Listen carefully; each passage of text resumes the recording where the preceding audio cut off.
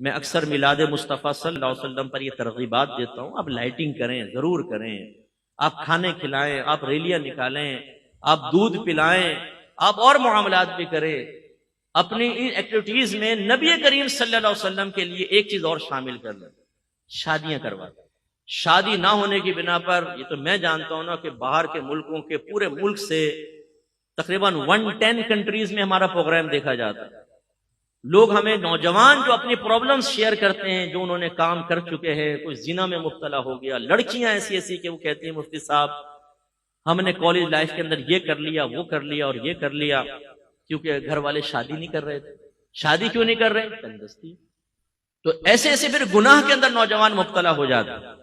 تو ہم یہ گزارش کرتے ہیں کہ آپ کوشش کریں کچھ بچیوں کی شادی کر دیں، کچھ لڑکوں کی شادی کر دیں۔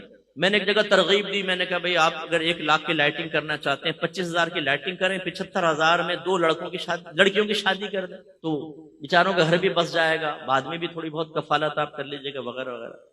جب وہ بیان ختم ہوا تو ایک نوجوان مجھے ملا، کہنے لگا مفتی صاحب آپ کو لڑکیاں ہی نظر آتی ہیں؟ میں نے کہا کیا ہوا بھائی؟ کہنے لگا آپ نے یہ کیوں نہیں کہا کہ لڑکوں کی بھی شادی کروا دیں؟